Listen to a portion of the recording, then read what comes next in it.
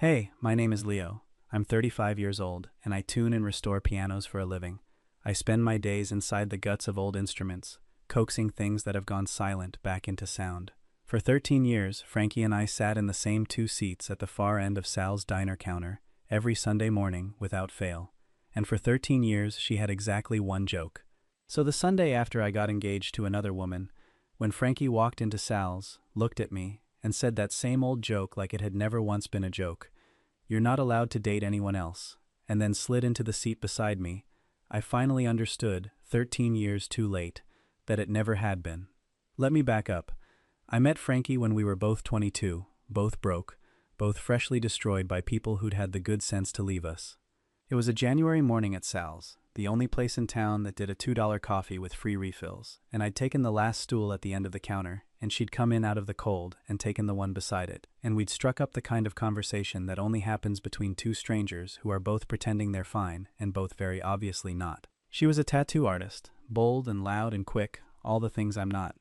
I'm careful. I work in millimeters and halftones. She works in permanent ink on living skin.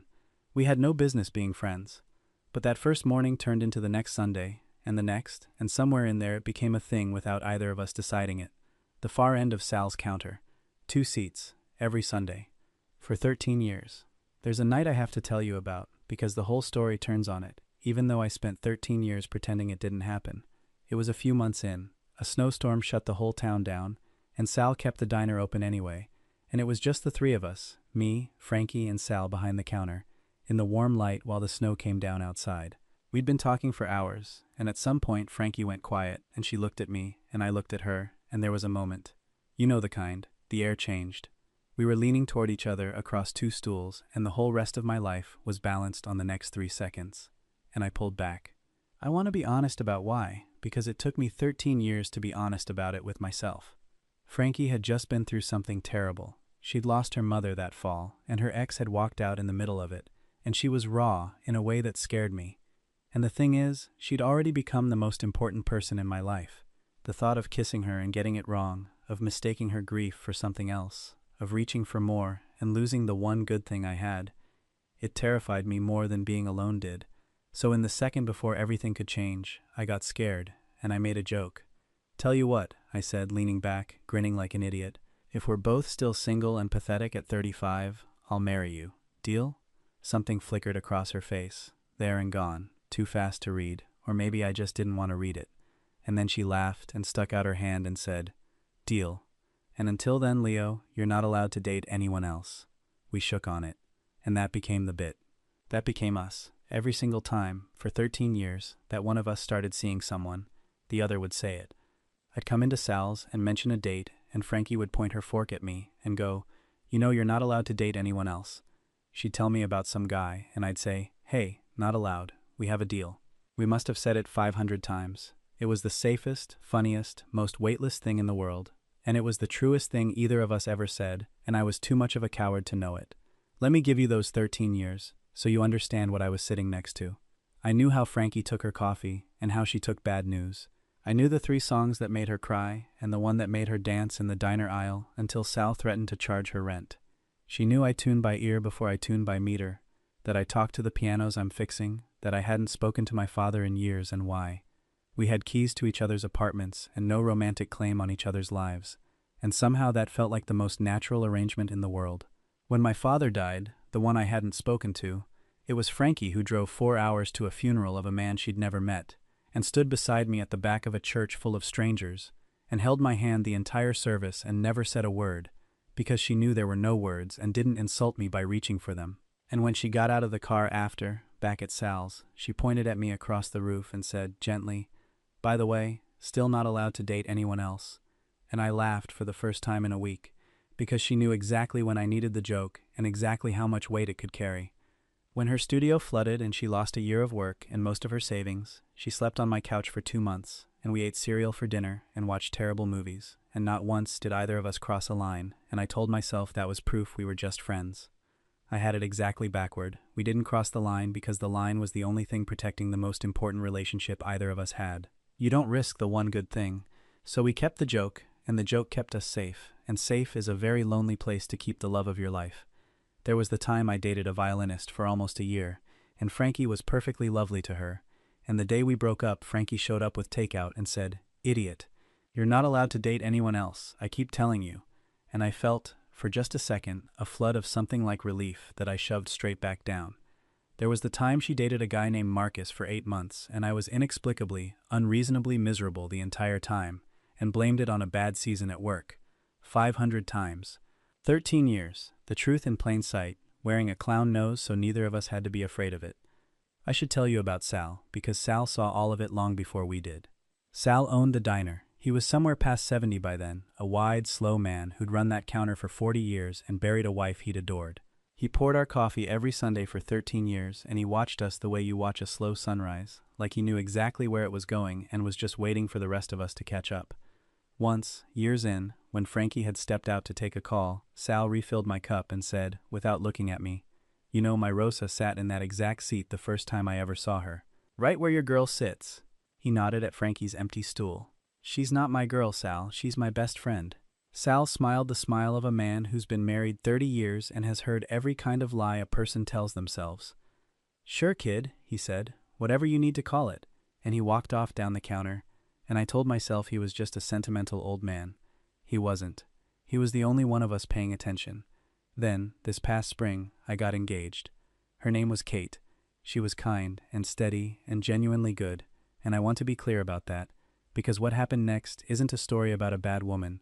Kate did nothing wrong. I met her at a recital. She played cello, beautifully, and she was warm and easy to be with, and she loved me, and I was 35 years old and tired of being alone, and somewhere in the back of my mind a clock had quietly run out. The deal was 35.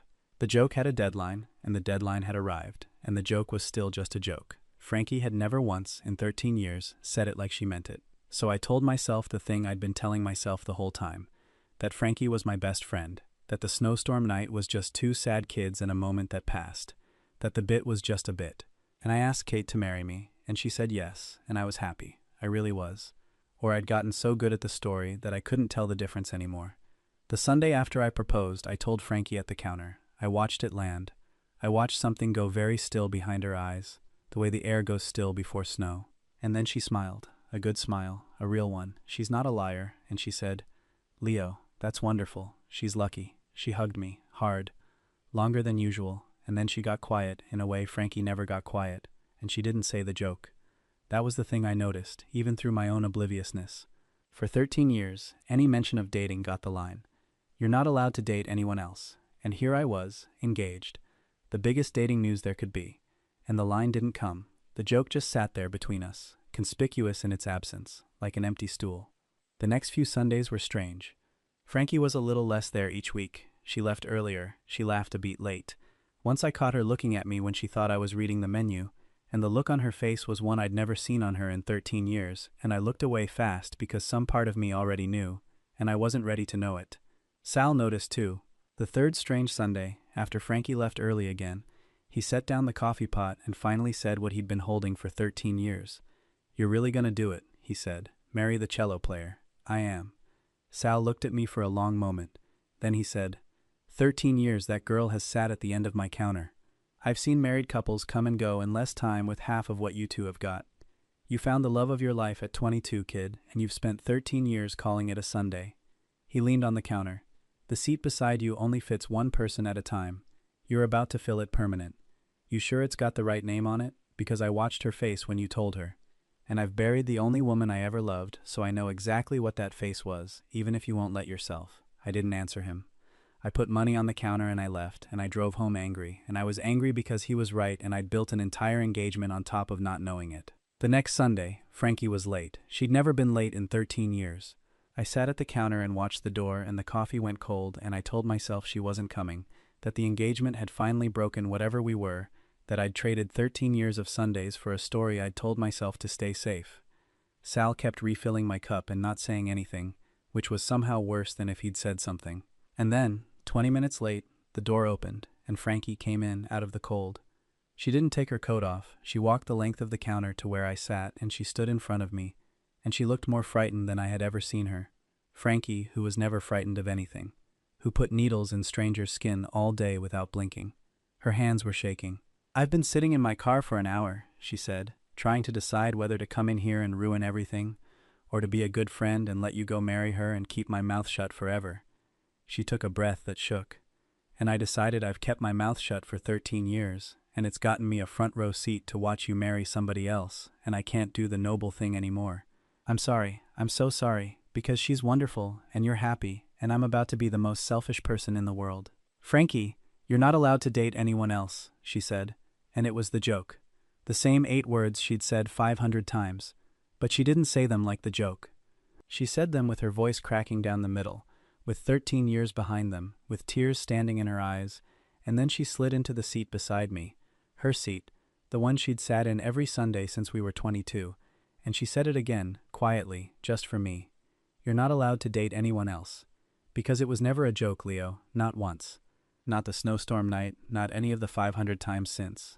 I made that deal when I was 22, and I meant it that night, and I've meant it every single Sunday for 13 years, and I watched you date every woman in this town, and I said our stupid line, and laughed, and died a little every time, because the line was the only way I could tell you I loved you without losing you.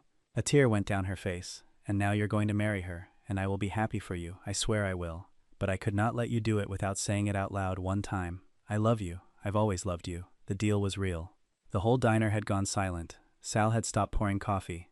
And the story I'd been telling myself for 13 years, that the snowstorm was nothing, that the bit was just a bit, that Frankie was just my best friend. That story didn't just crack, it shattered all at once, and underneath it was the truth I'd buried so deep I'd convinced myself it wasn't there. I'd pulled back that snowstorm night because I was scared. I'd made the joke to stay safe, and I'd spent 13 years calling the love of my life my best friend, because naming it meant risking it.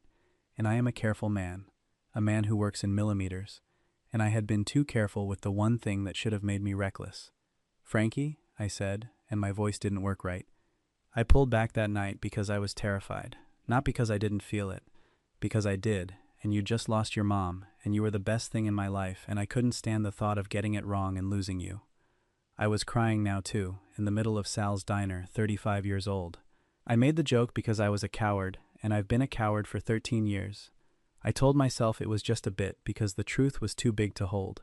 I love you. I think I've loved you since that snowstorm.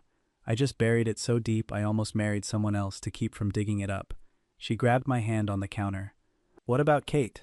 And that brought me back to earth, because she was right, and that was the part that wasn't simple, and I wasn't going to pretend it was. I didn't kiss Frankie in the diner. I want you to know that, because it matters.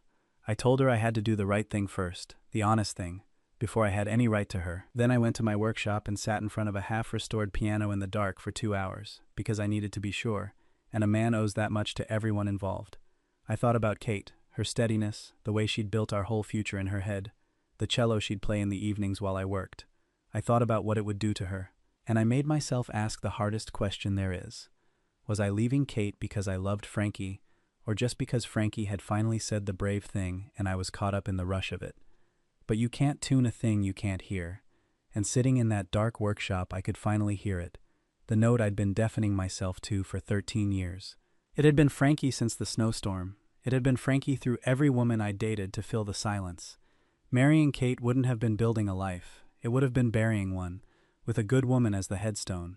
And Kate deserved a man whose whole heart showed up, not one who'd reserved a seat in it for someone else 13 years ago, and never taken the name off. That was the cruelest part, and the clearest. Staying with Kate wouldn't have been the kind thing, it would just have been the cowardly thing wearing a kind thing's coat. I'd done that for 13 years already. I was done, and I drove to Kate's that afternoon, and I had the hardest conversation of my life. I told Kate the truth, all of it. She deserved nothing less. And Kate, kind, steady, perceptive Kate, listened to the whole thing, and she was quiet for a long time, and then she said something I'll never forget. "I knew," she said softly, "not the details, but I knew there was a chair in your heart with somebody else's name on it. I felt it every time you came back from those Sunday breakfasts. I told myself I could love you enough to fill it." A tear slid down her cheek. "You can't marry me out of a clock running out, Leo. I'd rather lose you now than be the woman a man settled for because he was too scared to want the real thing." She took off the ring and pressed it into my hand, and she said, "Go, before I change my mind and beg you to stay, which would be bad for both of us." And then she did the bravest, most gracious thing. She almost smiled, and she said, "She sounds like the love of your life. Don't you dare waste another 13 years. It wasn't clean, it wasn't painless. I hurt a good woman, and I'll carry that. But Kate was right, and so was Sal, and so was the joke I'd been telling for 13 years. I went back to the diner that evening. Frankie was there, in her seat, waiting, because of course she was. Sal had kept the place open past closing and was very busy wiping a spotless counter at the far end, pretending not to watch. I sat down in my seat, beside her, where I'd sat every Sunday for 13 years. I did the right thing, I said. It cost what it should have cost. I'm not proud of how long it took me to get here. I turned to her, but I'm here. And Frankie, you're not allowed to date anyone else. I finally said it the way it was always meant to be said, no joke in it at all. Because it was never a deal about being single and pathetic at 35. It was me, at 22, trying to tell you I'd wait my whole life. I just didn't know that's what I was saying. She kissed me then, in Sal's empty diner, on the 2 seats at the end of the counter, and down at the far end, an old man who'd buried the love of his life and recognized ours from the first January morning, quietly said, to nobody, finally, and turned off half the lights to give us the dark. We were married a year later, at the diner, naturally. Sal closed it for the day, and we filled it with everyone we loved, and Frankie and I said our vows standing at the end of the counter, beside the 2 seats, and Sal gave her away because both her parents were gone, and he'd been more of a father to both of us than either of us had any right to expect. He cried through the whole thing, so did I. He passed 2 years ago, Sal did. He left us the diner. We kept it exactly as it was, same counter, same stools, same 2 seats at the end, which we don't reserve but which everyone in town somehow knows not to take on a Sunday morning. We run it together now, the careful piano tuner and the bold tattoo artist, and we have a little girl who's already louder than me and steadier than her mother, and on the wall above our 2 seats there's a small framed photo of Sal behind his counter, watching, the way he always was. Our daughter sits between us on Sunday mornings now, on a stool Sal would have pulled up special. The other week she announced, at full diner volume, that when she grows up she's going to marry her best friend from school, because you're not supposed to date anyone else once you find your person. Frankie looked at me over the top of her head, and neither of us could speak for a second. We hadn't taught her that. She'd just watched us, the way Sal used to watch us, and somehow understood the whole thing faster than I did in 13 years. For a long time I thought the joke was the safe thing, the thing that let us love each other without the risk. I thought I was being smart, all those years, keeping the truth folded up small inside a bit we could both laugh at. But that wasn't smart. That was 13 years I'll never get back. 13 years of sitting beside the love of my life and calling it a Sunday because I was too careful to call it what it was. She told me 500 times, every single time in plain words, hidden inside a joke we'd both agreed not to take seriously. You're not allowed to date anyone else. It was the most honest thing anyone ever said to me, and I laughed it off 500 times because the truth was sitting right beside me and I was too afraid to turn my head and look at it. The seat beside you only fits one person at a time. Sal taught me that, the hard way, by almost letting me fill mine with the wrong name. I almost spent my whole life calling it a joke. Thank God she walked back in out of the cold, sat down beside me one last time, and finally made me hear it. You're not allowed to date anyone else. I never was. I just took 13 years to say it back.